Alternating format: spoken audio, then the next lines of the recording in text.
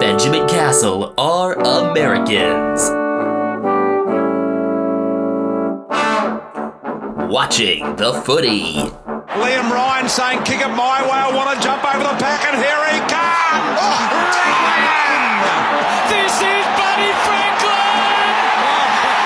This is the greatest showman! Got the handball off to Myers. Myers looking for the lead of Stengel. Gee, they're good. Gee, they're sharp. Razzle dazzle Rioli. Oh, who else? McDonald! Timber! From inside the centre square. Boys kick the goal. Boys kick the goal. From inside the centre. Foul. I can't believe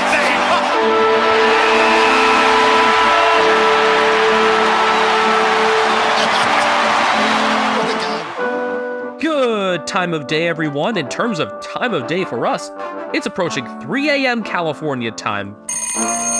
Oh boy, 3 a.m. But this is what we do for the footy because we wanted to wait to do this semifinals preview, episode 136, until we had the lists out. And they've been out for a little under 90 minutes now.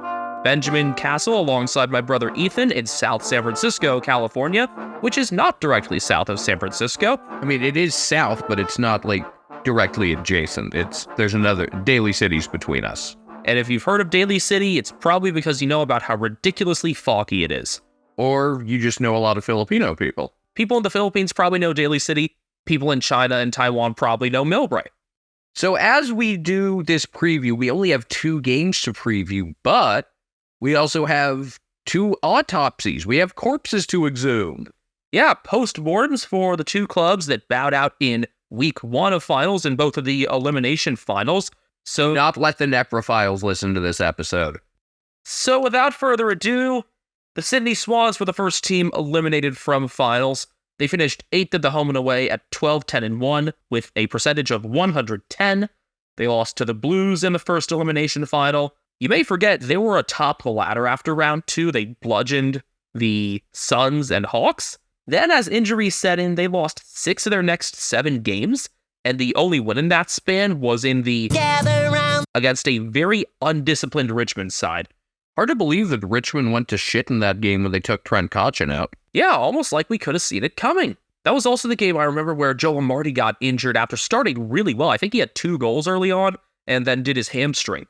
Now, that said, during that stretch where they lost 6 out of 7, they had a 2-point loss to Port thanks to a Lear on the goal line, and a 1-point loss to the Giants where they were down early, got up 4 goals, and then pissed it away late.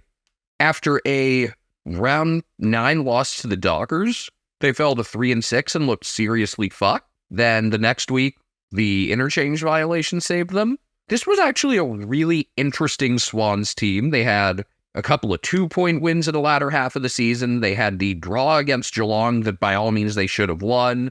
And then the now infamous win over the Crows in round 23. But that was the last of 6 consecutive wins for them that secured them their final spot. They were in 15th after round 17 before rattling off those 6 wins in a row. Here's the thing. There was obviously a lot of talk about how the Crows should have been in over them. But that's a big but. This is a team that lost a couple of games they should have won a couple of games they should have lost. I think in a lot of ways, things kind of evened out. Which is kind of amazing considering only 5 Swans played all 24 of their games. Those being Nick Blakey, Harry Cunningham, Ollie Florent, Errol Golden, and James Rowbottom, all extremely important in their own right. When they had those defensive absences, at a time you had all of Callum Mills, Dane Rampy, and Tom McCartan out, Cunningham's importance was very clear. Between one-on-one and some of the run and carry job, him and Blakey helping with that. He's 29 and is still keeping up there. And then you also saw Lewis Melkin displaying his potential as a key defender, though he had limited time himself with a hamstring injury. So impressive that the Swans got where they did with how many defensive outs they had throughout the year. Yeah, the thing with this Swans team, they had health issues. They had lineup flux every week. After last year, they were in very good health. That's one of those things that tends to regress one way or the other. Injury luck and luck in close games tend to not be sustainable year in and year out. That said, they ended up kind of breaking even in close games, maybe even breaking slightly ahead. If you just look at final margins, they were 4-2-1 in games decided by less than a goal. Oh yeah, 7 games decided by less than a goal. This was a really eventful team, whereas last year, a lot of the time in the latter half of the season, just kind of looked at them and our recaps were like, yep, they're good. Aaron Golden's really good. Callum Mills was really good. I mean, those things are both very true, and as much as Golden could have had a breakout year this year, he definitely did. Named a starter on the All-Australian team. Their leading disposal getter by 100. 4th on the team in clearances. 5th in goals. His kicking all over the ground is excellent, and he's got the speed to boot, so I insist that he's going to be a Brownlow medalist. After last year, people would think maybe Chad Warner, but I think Golden's the more level-headed player and is a more reliable kick as well. And also more midfield-based, whereas Warner sometimes plays more forward. I mean, 22 goals for Golden, though, nothing to scoff at. And Warner was on the 22 under 22 team again and was number 3 on the team in clearances. It went Luke Parker, James Rowbottom, Chad Warner. And Rowbottom, by the way, 5th in tackles in the league for home and away. That's just like the most unsurprising thing. He tackles dudes and he gets contested possessions. His sister plays just like it too. If you watch AFL Women's, take a look at the Suns. Charlie plays the same way. The real changes, though, for the Swans this year came in the forward line. With Buddy out and now retired, you had this trio of young talls come to the forefront. And we talked about one of them already, Joel Amartey, who had 20 goals in 15 games. I'm surprised it didn't end up being more. He had some really big performances, like 3 4-goal games and still only finished with 20. That's kind of hard to believe. 4 in that round 2 win over the Hawks before getting subbed out. Also 4 against the Eagles and 4 against the Bombers. That Essendon game, that was a close one. So it's not like he was just doing this against bad teams, although Essendon had an inability to stop tall forwards all year. That is true. Anyway, just for him to have 3 games with 4 and then only 8 the rest of the way. Yeah. And in the game he got subbed out, he had a couple. It's weird. But he's also not the primary target that you might have thought he'd have been because Hayden McLean is there. He's also been their most reliable ruck option this year with Tom Hickey being out and now retiring. Yeah, their deployment of McLean was really interesting. I'm curious what they're going to do with that moving forward. Do they keep using him as kind of a half ruck, half forward, or do they work in Peter Adams or add Brody Grundy or... Sounds like they're in the driver's seat for Grundy. Sounds like that's all but decided at this point with Port taking themselves out of the race. I think that's a bit of an indictment against Laddams, even with the injuries he had this year. But I think McLean's split between ruck and forward will continue. Yeah, very capable contested mark. We saw that especially late in the season. And it's nice that you don't have to be the primary target when you've got Amartey and Logan McDonald also in the mix. McDonald was second on the team with 32 goals in 20 games. Tom Papley, I believe, led them with 37. Do you know he likes celebrating? Papley? Oh, wait, what? Yeah. This isn't mentioned enough. No, it's not. I think Papley was almost a main character in the Gather Round, but that ended up going to Mr. All Teams Should Merge. A deserving winner. In fact, maybe my favorite highlight of the entire season. I know there were other recurring fans like Magpie Jesus that deserve a lot of credit. Or Jake Rippon. I'm really hoping when they do, the kind of little brief video of each round before they read off the Brownlow votes, that for the Gather Round, they have to show that guy, right? I think they won't for some reason. If they do, I'm going to be like the meme of a Leo DiCaprio pointing at the screen. The point is, though, talking about these 3 young forwards, they don't need to have that one target anymore. Buddy's gone, but they're not hurting for goal kickers on the tall side or on the small side between Papley, Isaac Heaney, Golden, Warner when he kicks straight. It's really just going to be a matter of figuring out the hierarchy. I think the positions they really need to figure out are in the ruck and a little bit defensively, where I think at times, Dean Rampy wasn't as, the late game clutch god that he was last year. And he's still getting older. Robbie Fox, maybe not as reliable. Jake Lloyd was a more reliable defender. He had the ball a lot, but I don't know if not the tests he was great. Yeah, not as much of a tall contest player. That's where I think Lewis Belkin will need to get some more time. And I think he's already 26 though, so maybe look for a bit of a younger solution there. I still think overall, though, this is a team that's in really good shape moving forward. I think there's a good chance they move back into the top 4 next year. If you had to predict, you would expect your typical top four has what? 2 holdovers, one team that was 5th through 8th, and one that missed the 8th. So Collingwood, One of Melbourne or Brisbane, Sydney, Adelaide. one of Adelaide or Geelong. Yeah. As I said with Adelaide, I think their percentage goes down a bit, but their place goes up. We talked about them in our So You Didn't Crack the 8. Yeah, I think the Swans, like I've said, they have the pieces to succeed long term. What's interesting is that their struggles this year, there was no sort of like grand final hangover other than maybe round 6 when they got absolutely shitted on at Geelong. That is definitely shitted on with 3 Ds. I can be with 2 Ts. For how bad it was, I would say 3 Ds. Either way, it was bad. Yeah, but I mean, maybe a bit of a shorter offseason could have contributed to some of the injuries or the recovery time required there. I think if this is kind of their bump in the road over this kind of window, they're in very good shape. It's just, at some point within the next few years, they got to win one. They got to win another under Longmire. There's rumors that he may have 2 years left before Dean Cox takes over as a succession plan. That hasn't been confirmed by anyone. What has been confirmed, other than the 3 retirements of Buddy, Tom Hickey, and Paddy McCartan, that Dylan Stevens has requested a trade to North, had been in and out of the side for the past 4 years, really, since being drafted 5th overall. So maybe they could gain a bit of draft capital there. And who knows if they actually do get Ben Mackay, although Essendon are now rumored to be in the driver's seat, which I find really funny. He would be the main defender there, yes? He's been the most logical fit, and we've talked about that, for how long? At the same time, though, if he wants to win, I don't know, there's some thought, he can be a great player, just put him on a better team, put him in a situation where he's contending. Yeah, Sydney is a good team. They're contending. I know, but Essendon just seemed like such an obvious fit. And it's more what the team needs rather than what the player needs in that case. Hayden McLean, by the way, was my sleeper for the Swans. I think I did a very good job with that, given the way we talked about him, the split he had. I think, was he the in for the grand final last year?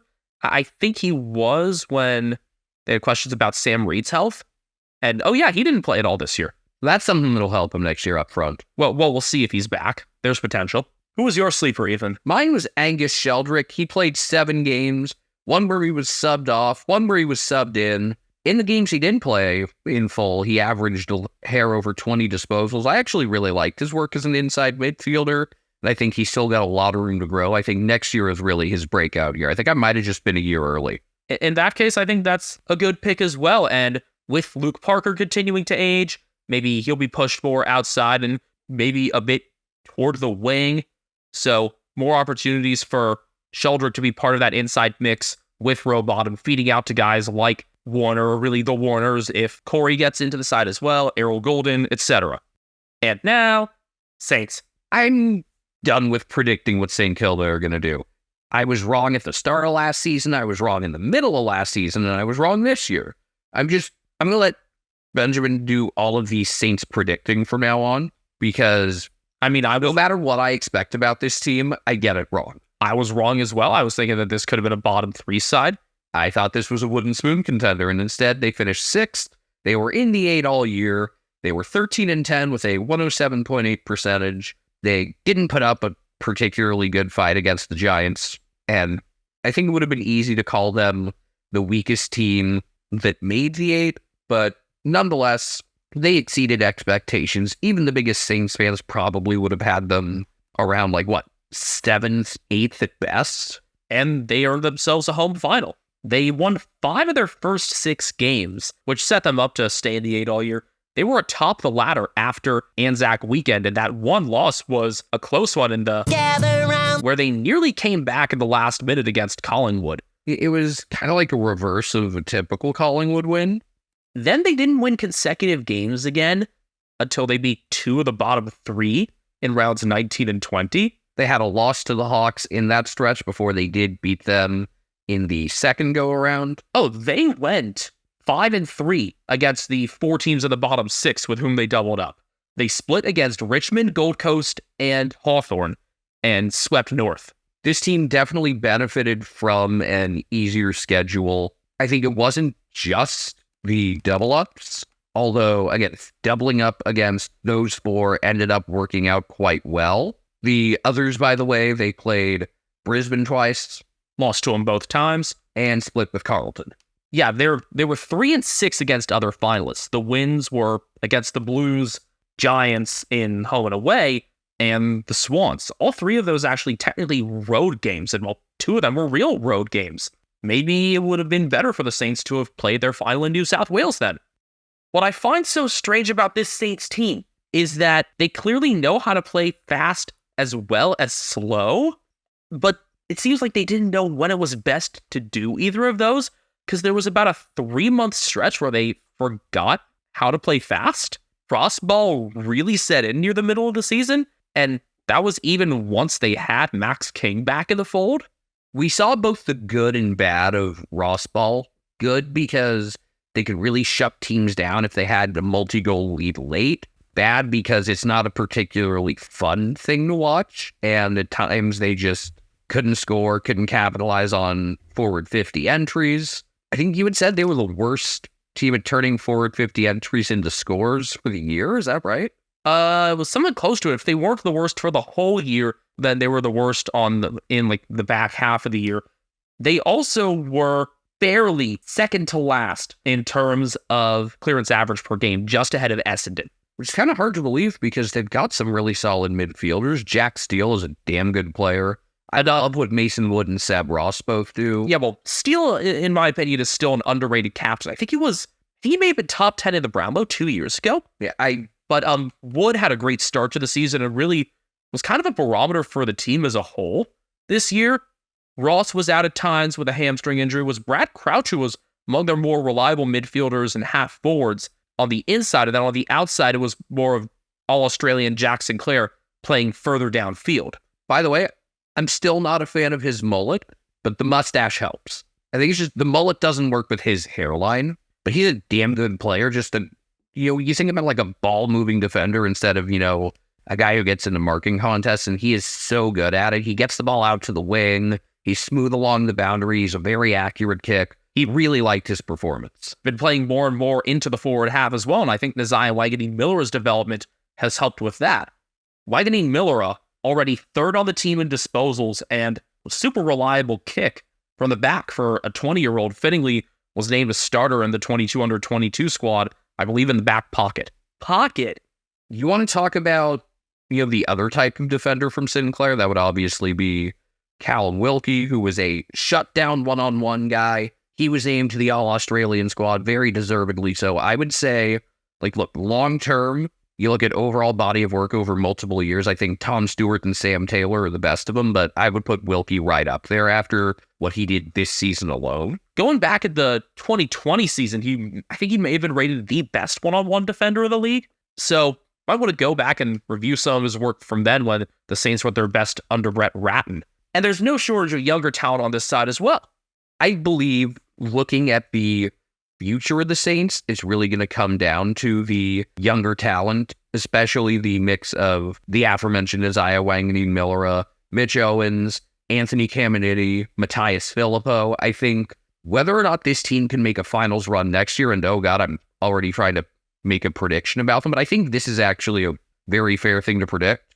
For them to be in the 8 next year, it's going to require those 4 to continue progressing instead of having a sophomore slump. I believe that those guys are going to be very good players, but sophomore slumps exist in pretty much every sport. And a lot of times that's, you've had your first offseason, the league's adjusted to you, you're getting a sense of the grind, they're getting a sense of your strengths and weaknesses. At the same time, when you're thinking about Owens, he has already had an offseason under his belt. I believe he played 7 games in 2022 before playing 23 this past year, only missing 1 to that ridiculous head knock he suffered against the Giants. And we thought he was fucked up. We thought he was you were going to tell me his brain is an eggplant now.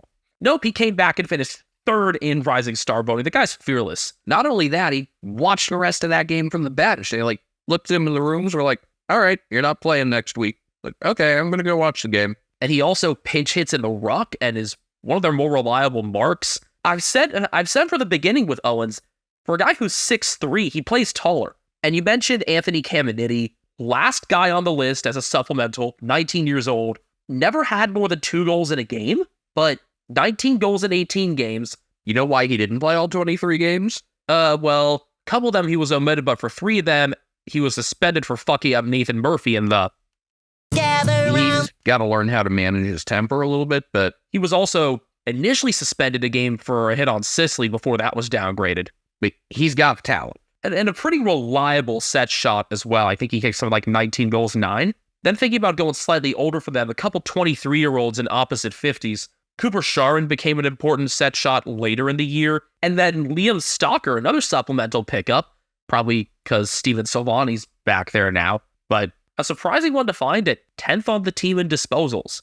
This is the guy that Carlton fans were all excited about in past years, and now he's living up to it for a different team. I kind of like it. And meanwhile, the Blues are still succeeding.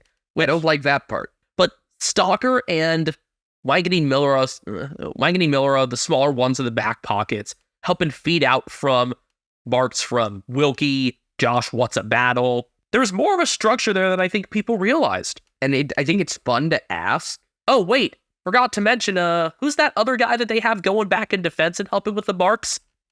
Rowan Marshall? Yeah, how about Rowan Marshall? Tough to miss out on the All-Australian team, but tough to fit in multiple rucks there when Tim English was such an easy pick. Yeah.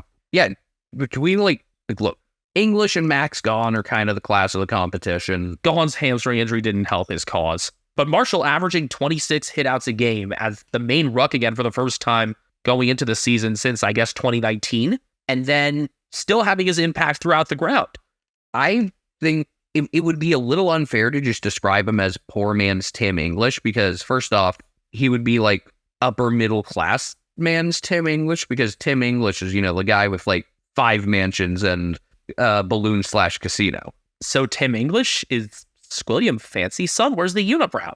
No, I think it's Squilliam has Tim English, and then just the guy who's doing pretty well for himself has Rowan Marshall. But what I think was so interesting about Marshall's season is the way he kind of reinvented himself.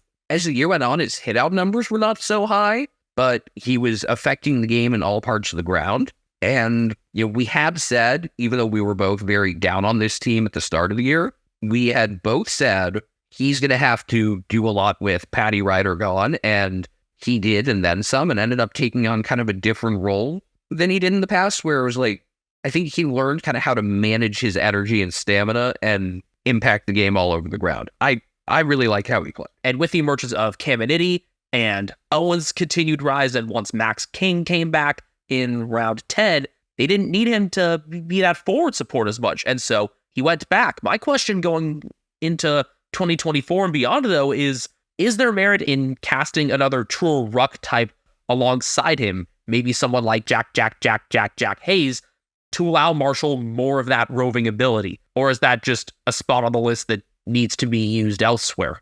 I mean, I think Hayes is a good player, and that would also allow Marshall to kind of do more, I guess, Blitz-obs? Yeah, more blitz-obsy type stuff. There are some interesting decisions to be made there, and I don't know how some of those fit with Ross Ball.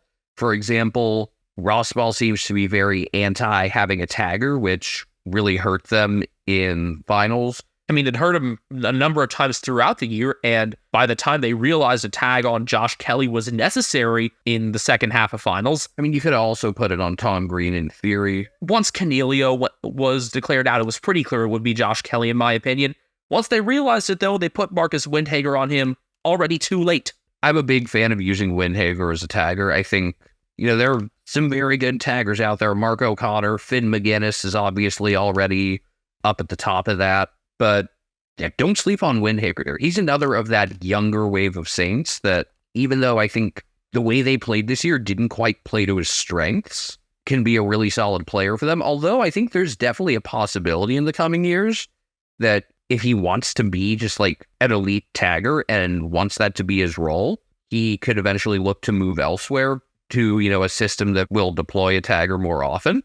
Sounds like something Chris Scott would appreciate. Let's see, he is from Melbourne, so let's see, played for the Sandringham Dragons. But yeah, I am big on Marcus Windhager. I think we both are. We're big on Marcus, we're big on Marshall, and we're big on Max King if he hits his first set shot. The future of this team is really interesting, especially now that they'll actually probably do off-season stuff. They didn't last year. Their one move was trading Ben Long away. and also bring in Zane Cordy, who did provide also some good defensive support at times. So that actually helped them a bit more than I think people may credit them for doing. But yeah, they actually have their coach and their footy department in place. So they've already delisted 4 guys. 3 of them got AFL games with the club. Most notably among them, it's Jack Bytel. I think Bytel is actually a really quality player, just couldn't stay healthy, and I think he's going to get a chance somewhere, and hopefully just, a team where they can afford to kind of manage their resources to focusing on, hey, if we can get this guy healthy, he can be really good for us. Yeah, he's from a northwestern suburb of Melbourne. I wouldn't be shocked to see a club like the Hawks take him on. I wouldn't be shocked if the Caps were interested. And we don't know what Jade Gresham's status is. Essendon could be in on him. Ross Lyon has said he's met with other clubs. He's doing what he should be doing as a restricted free agent. One other delisted player I wanted to mention real quick, Jack Paris, only played in 1 game this year, but one of the top performing fantasy teams this year was named People in Paris. Well, who was in Paris? Don't say it, Kramer. One guy that is expected to come in, though, Liam Henry. Yeah, I find this a bit of a strange fit. I actually can understand it if they want him to be as a halfback or a wing playing opposite Jack Sinclair. Maybe have him be a guy that for now links up with Brad Hill, who's still quite capable into his early 30s, before maybe eyeing him to take on Hill's role once he bows out. I guess this team could use a little help with smaller defenders, but when you already have a really good ball-moving defender like Sinclair... And when Stalker is as high in disposals, it seems like there are other teams that could utilize Henry more. Well, that's why I'm thinking he's going to end up being that truer wing, maybe playing more along the center line. So I think having Brad Hill there with him, I think Hill could be a great mentor for him for a role that I could see really fitting him and one that the Saints could use in these next 3-4 years. I just want to mention again how we spent a lot of time previously talking about, like, why are Freo playing Liam Henry? This guy isn't good. Well, it turns out he just wasn't a good forward. When you moved him to kind of a halfback ball-moving role, he's really good. Once again, I think I aced my sleeper pick with Cam Nitty, which I went off from just one preseason outing once he was signed. I was surprised that you considered Hunter Clark a sleeper, but I guess when he'd been so injury-riddled in the early part of his career and going into his age 24 season, turned out to be an all right pick. Yeah, he got into a career-high 19 games, was 6th on the team in clearances. Though he only had 52 of them, so again, that shows the issue with clearances for him. One of the faster players, like, even though this team often played a slower style, they have speed. And when they utilize it well, I think, they kind of flip the switch there. I really like what they do. And I'm obviously much more optimistic about the Saints heading into next year. I'm not going to predict where they're going to end up as a team anymore because I'm going to get it wrong. But what I do feel confident in is that if they are going to be successful, it's going to rely on that young crop not really having like a sophomore slump. That I feel good about. So those are our postmortems for these 2 finalists. 6 more of them to go, I guess, between these next couple previews, and then I guess after the grand final recap, we're going to step aside for a moment, gather our thoughts before previewing these 2 semifinal matchups. Benjamin, 78% of our listeners are between 18 and 35 years old, so they probably want to start a podcast like we did. How did you know that number, Ethan? Thanks to the analytics we have for Spotify for Podcasters. Formerly known as Anchor, sorry Freo fans, Spotify for Podcasters has tools that allow you to record and edit your podcast from your phone or your computer. No fancy software needed. It's so easy you can edit it while drunk. And Spotify for Podcasters doesn't just allow you to upload to Spotify, you can also distribute your podcast on platforms like Apple, Stitcher, and more, just like we do. Best of all, it's completely free. Not only is it free, you can even make money from listener support or ad revenue. Hint, hint. Download the Spotify for Podcasters app or go to podcasters.spotify.com to get started today. Don't forget, we are on Twitter at Americans Footy. Personally, I am at Castle Media. I am at Benjamin HK01. Brian Harambe, the Footy Cat, is currently chilling in the windowsill. Care to join him? He's on Instagram at Cat Named Brian. Why are there ovens coming out of your windowsill, Ethan? Why do they call it oven when you oven the cold food of out hot eat the food? Has anyone really been far even as decided to use even go want to do look more like? Okay, that just sounds like it was from an iPhone's autocomplete function. What's it from? I think it's just another copy pasta. Yeah, it sounds like it was from an iPhone autocomplete. Now, I don't want to waste much time here. I'm going to be going and editing right after this, and I don't want to have to cut out unnecessary things like me saying the same thing twice in a row. Me saying the same thing twice in a row. Oh, Brian's actually just come down from the windowsill, so maybe he wants to chime in as we talk about the first semifinal, which will be happening less than 24 hours from the time that we're recording this, about 23 hours, when Melbourne play Carlton at the G. 7:50 p.m. local time in Australia. For Americans, 5:50 a.m. Eastern, 2:50 a.m. Pacific. Both semifinals, as all of the qualifying and elimination finals were, will be on FS2. In fact, I think that's where all the prelims will be as well.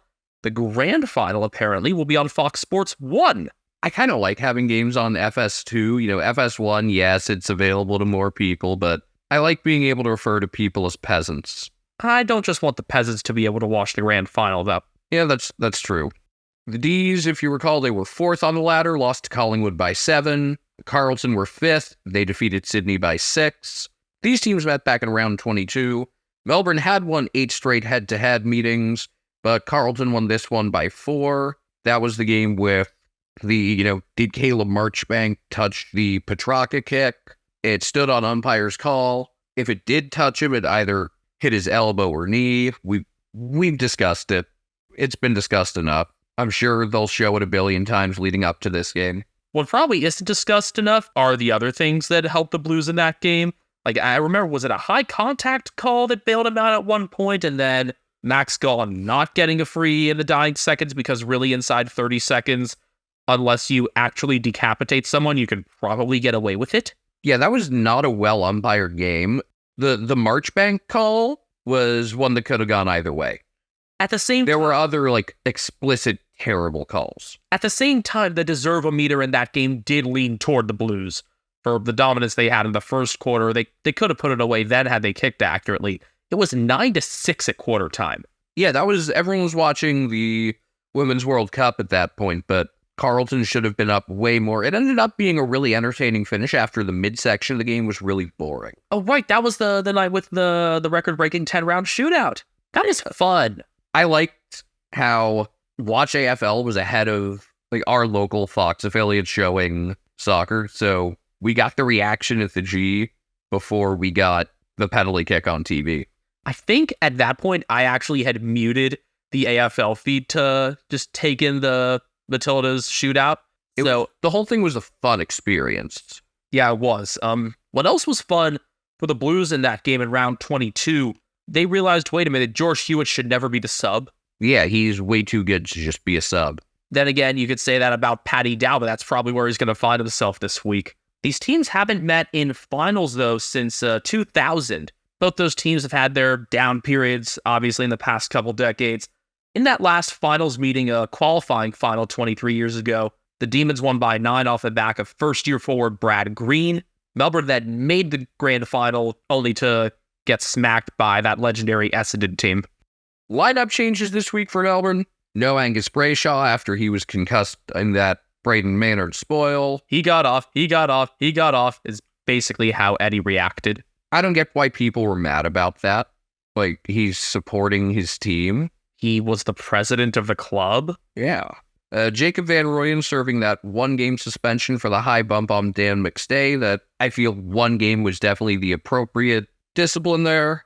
And then no Michael Hibbert, who's going to be retiring after this season. He's an emergency, but apparently he's nursing somewhat of an Achilles injury. Still, though, this would prevent him from getting to game 200. An Achilles injury? Well, I don't know Greek mythology very well. It's kind of my Achilles elbow. That's terrible. That was a good dad joke. Rudy might have actually been the one who shared that. I'm not sure. I forget where I saw it. I wish I could give credit. I like crediting people. You don't want to be Sniper Wolf? I do not want to be Sissa Sniper Wolf. Stop stealing. I am firmly on Team Jax films. I mean, we both are. Anyway, James Jordan, Charlie Spargo, and Adam Tomlinson are in. Those, I guess, aren't really surprising other than maybe Tomlinson. I think with Hibbert going out, that was kind of to be expected. Really, where else would you fit things in there? If you want, You could move Joel Smith back. I mean, he's already there. I just doubt the retention of Tom McDonald because he looked slow as I kind of expected in the qualifier and was invisible the first 3 quarters. Yeah, I think Melbourne's biggest concern heading into this game are the two Toms, McDonald and Linson. I mean, Tomlinson hasn't been punked in defense nearly as much as he did last year. I mean, thinking about the games that he had, for example, King's birthday, he did all right. Against Darcy Fogarty for Adelaide, he did all right. Still, against this forward line, I'd be concerned. Especially when you need some of that size. Well, maybe not as much with Harry Mackay out concussed, but would it be, you think, Jake Lever taking that main matchup with Charlie Curnow, with May as a rover? Yeah, I don't think you really put May into those one-on-ones.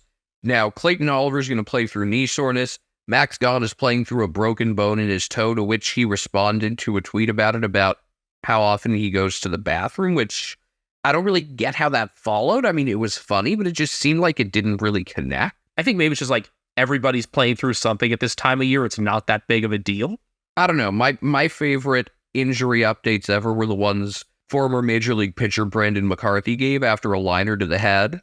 I think it was Buster Olney gave updates on him, and it's like Brandon McCarthy is conscious and in stable condition, and McCarthy responds, he is also peeing into a bucket next to his bed. When he got discharged from the hospital, he asked for a 3-way. Very good. No better time to ask. Oh, and I believe he finished his career with, a 4.20 ERA? Yes, he finished his career with 69 wins and a 4.20 ERA. Nicest career ever. Elite career.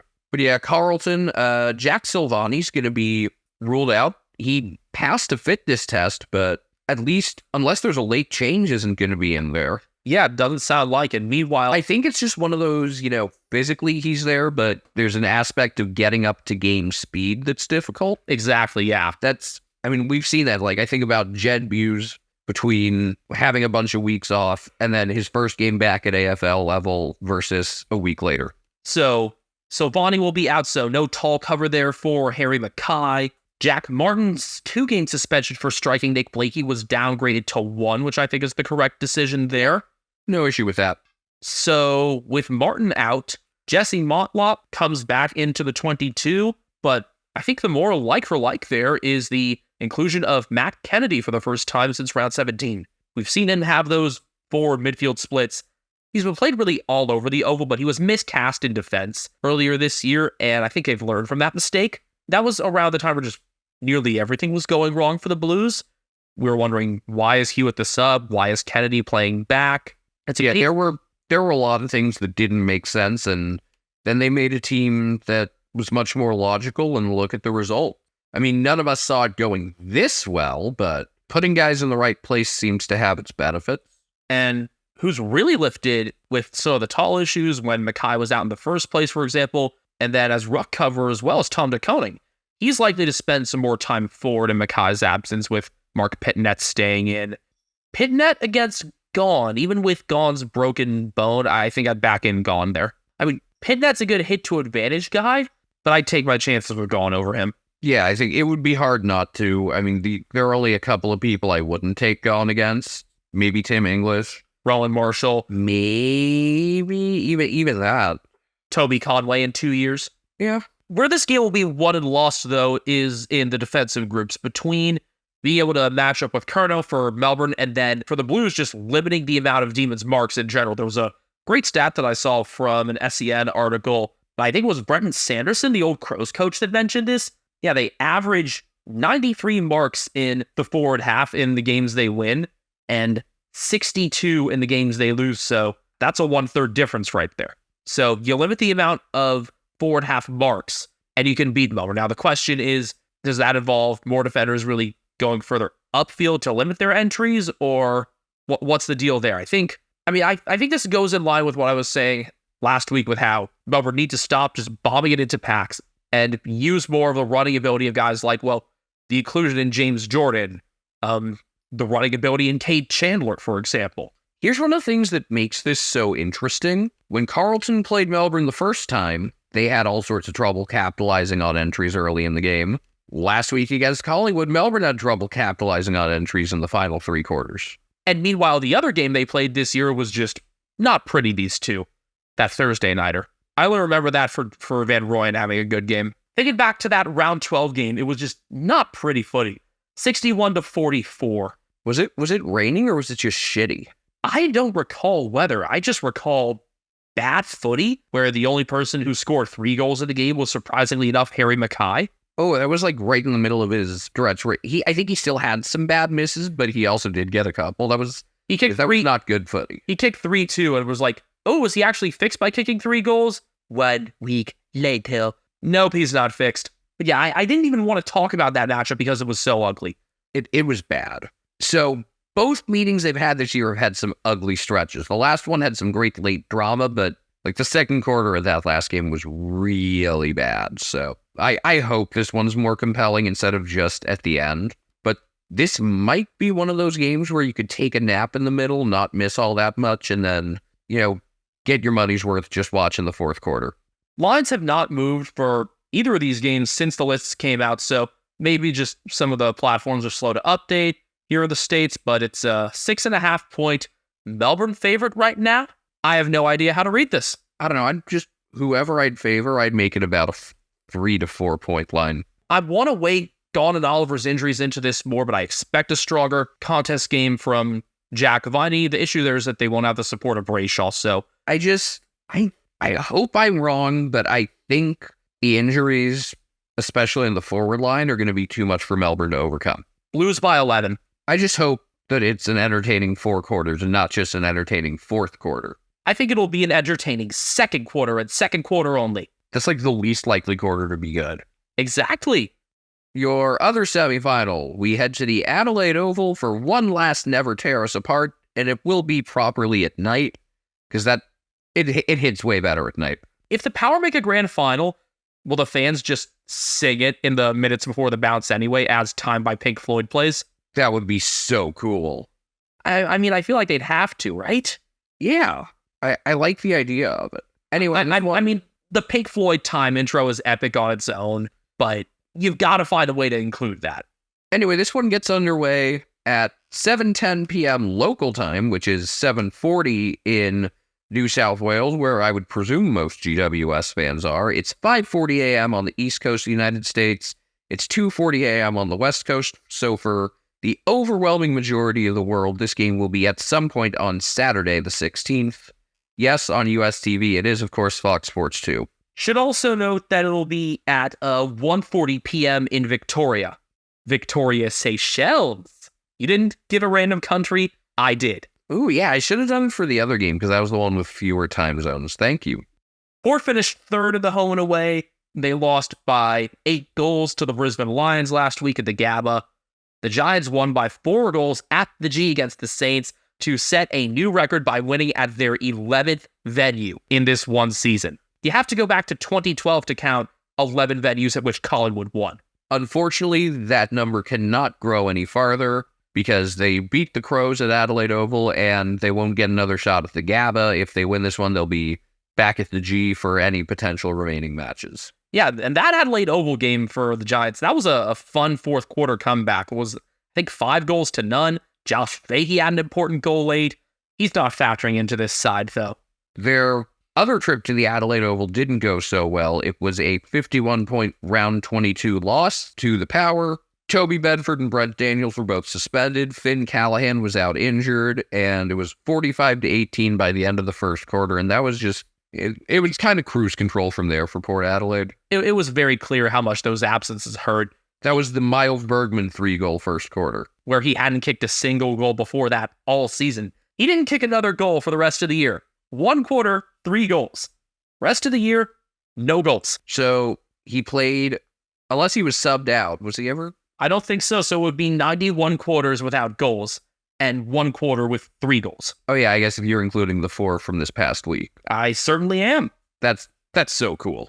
Miles, not to be confused with Jason Horne-Francis or his brother Miller Berkman, a member of the 22 under 22 team. Again, I think they kind of confused him for Horne-Francis there.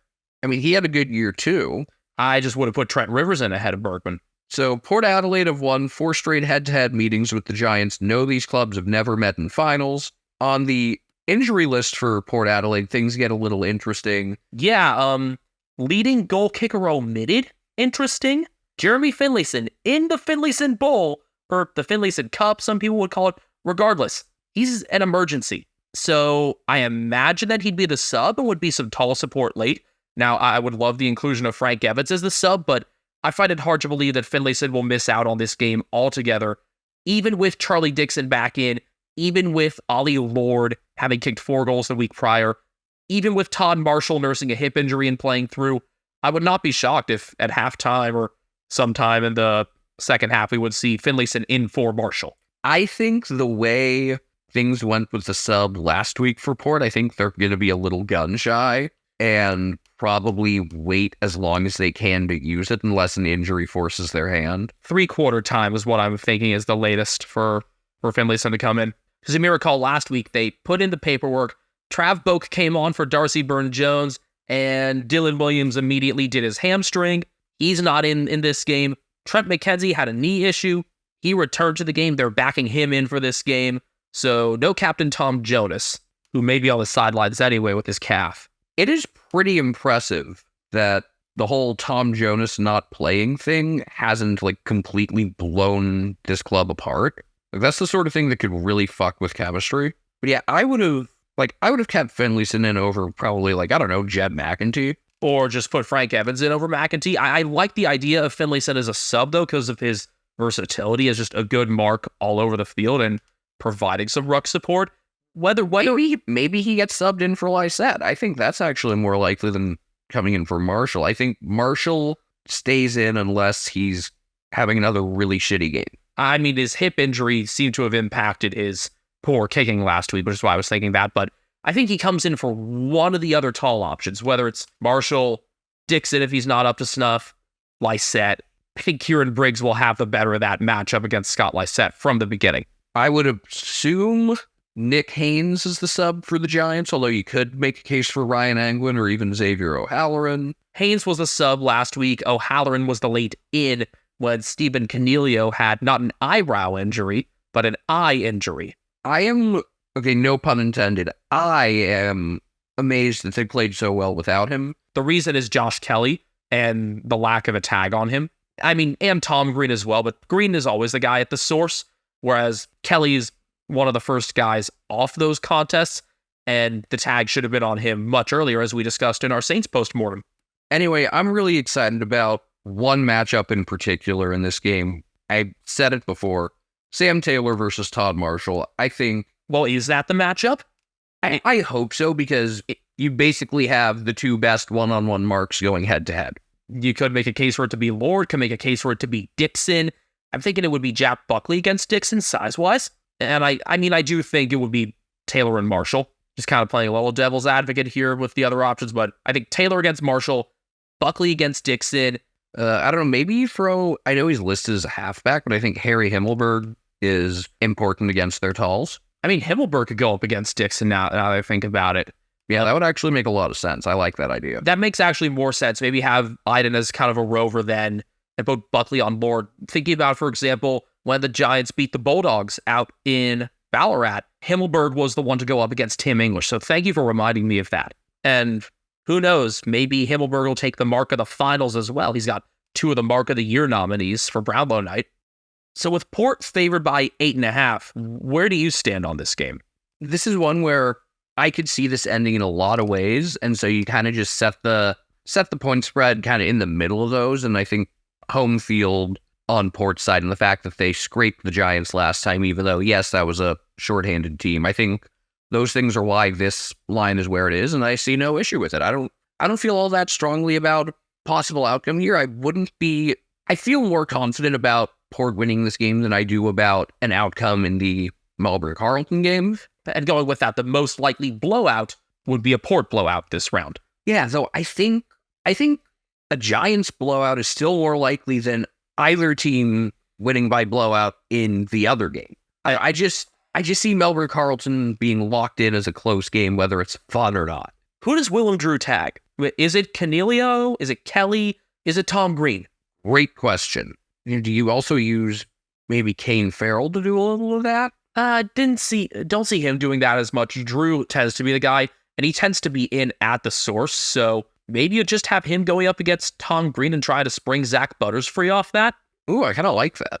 The more I think about this matchup, there are just so many players that I like on both of these teams, and I'm excited. I just hope this is a good game because the last few meetings between these teams have trended towards, kind of forgettable, I mean, what I remember about this game was Port wearing their throwbacks.